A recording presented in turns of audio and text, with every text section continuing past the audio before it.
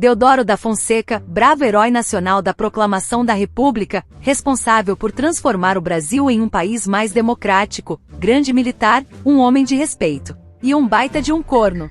Vamos começar do começo. A Guerra do Paraguai levou o país, nosso vizinho, a uma situação crítica. O país ficou conhecido como Terra das Mulheres, pois sobraram pouquíssimos homens após o conflito. Mas não falaremos disso aqui, o foco é que essa guerra também causou mudanças no Brasil, principalmente no Exército. O Exército brasileiro se tornou poderoso, uma força política igualável à aristocracia imperial. No ano de 1884, um tenente-coronel chamado Sena Madureira, que além de ser veterano da guerra era também comandante de uma escola de tiro no Rio de Janeiro, recebeu o jangadeiro cearense Francisco José do Nascimento, um líder abolicionista conhecido como Dragão do Mar. A atitude do militar foi vista como indisciplina pelo Ministério, pois a escravidão ainda era lei e era obrigação dos militares capturar os escravos fugitivos. Sena Madureira foi demitido, e como não existia Twitter na época, ele usou a imprensa para trocar farpas com Franco de Sá, um civil e ministro da guerra.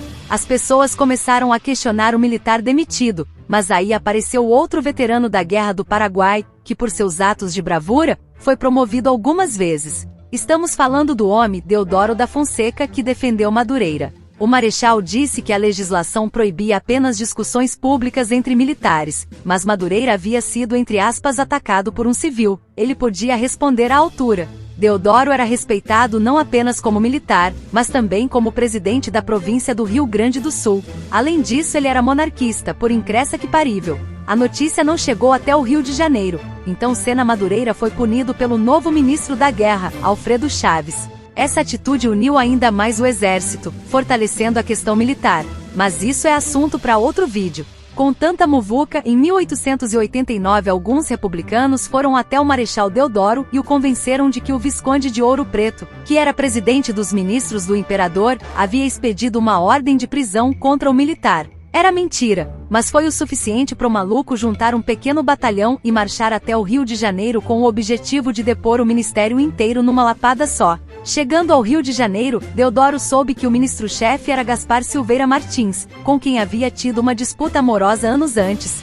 Vamos voltar um pouco no tempo para entender a história do chifre do Marechal. Maria Adelaide era uma mulher bonita e inteligente, uma líder política, e defendia os alunos da Escola Militar de Rio Pardo. Adelaide nasceu em 1838, em Porto Alegre, era filha do general Andrade Neves, o Barão do Triunfo. Isso fez com que ela ficasse conhecida como Baronesa do Triunfo, mas a história dela não é importante. Com tantas qualidades, a mulher, na época viúva, chamava a atenção de Deodoro e de Gaspar, que disputaram o amor da mulher. Deodoro usava armas variadas. Perfumava aquela barba sensual com fragrância de violeta, usava um anelão charmoso e escrevia uns versinhos nos leques de algumas moças. Detalhe que o piranho era casado com essa simpática senhora aqui, Mariana. Gaspar era menos desprovido, só sabia recitar Shakespeare, mas ele tinha um plano infalível: conquistar a madame com suas técnicas de cavalaria perto da fazenda do pai dela.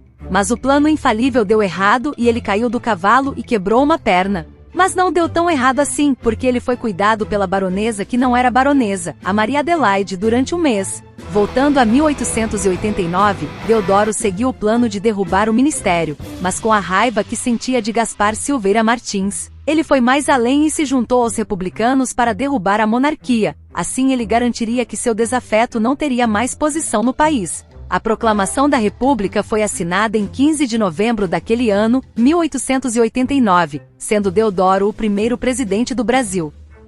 A Proclamação da República e o assassinato da monarquia brasileira foi o maior golpe de Estado da história do país. 134 anos de uma forma de governo que nunca deu certo aqui, mas não temos o que fazer além de aceitar. Obrigado por assistir até aqui, deixa o like, se inscreve e até a próxima. Tchau!